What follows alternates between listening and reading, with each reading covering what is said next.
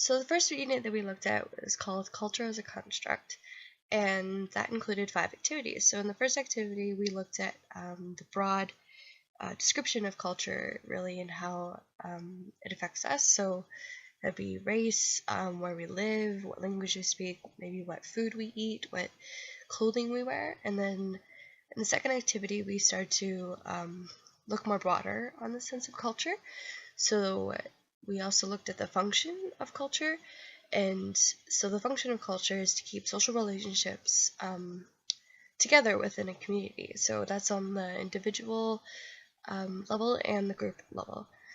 So the group level would be shared traditions, shared values on family, shared anything shared within the community that is defined as cultural, and then individual would be something that affects us, so, and our personality. So that may be a set of behaviors that we always live by, or a set of beliefs that we will always believe. And then we also looked at the components of culture. So then that would be behavioral traits, material traits, and mental traits. So if I put that with our teen culture here at my high school, I would say that behavioral traits are possibly going to parties or hanging out with friends more often. And then mental traits, maybe like crushes or religion, say, still. And then material traits would be our cell phones, our headphones, our laptops, stuff like that.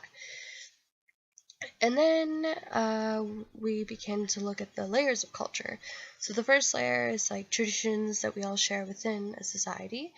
And then we have the subcultures. So maybe within our Canadian society, it would be like our Canadian culture.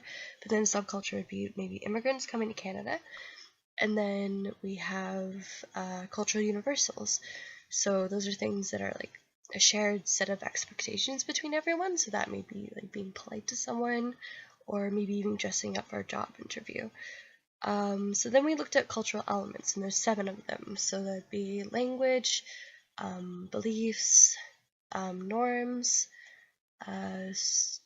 structure, statuses and roles, social collective, ideologies, and cultural interactions. So for me, my language would be English.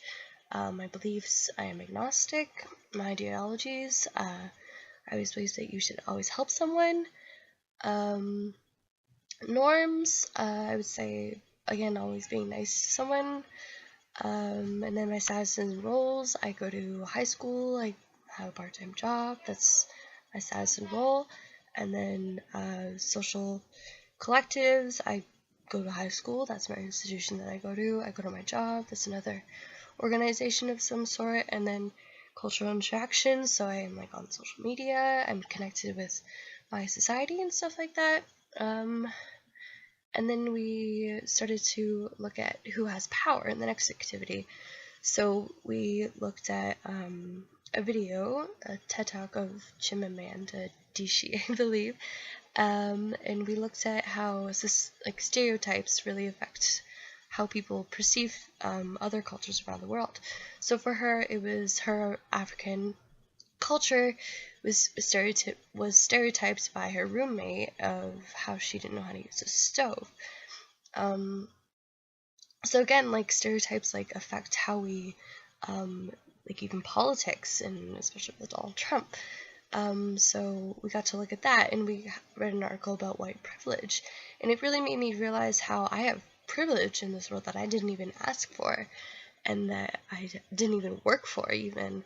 So it really made me realize that I have opportunities that others may not have for no reason whatsoever except for my skin color.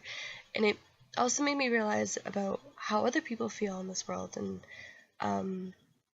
how more of a change needs to be made, to be honest.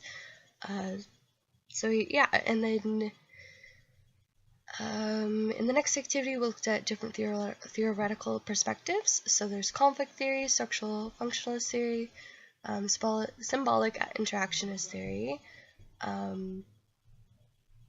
cultural materialistic theory, and feminist theory. So conflict theory is like the conflict between the rich and the poor, mostly described by.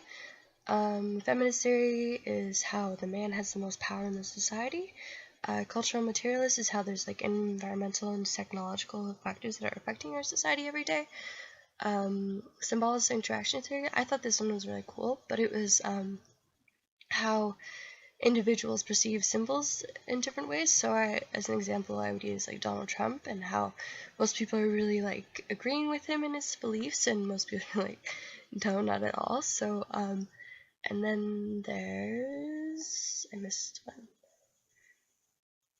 Anyways, and then the last unit we looked at Power Flower, and it made me realize how close or how not close everyone is to the powerful society that we have. So it'd be straight male English, for example.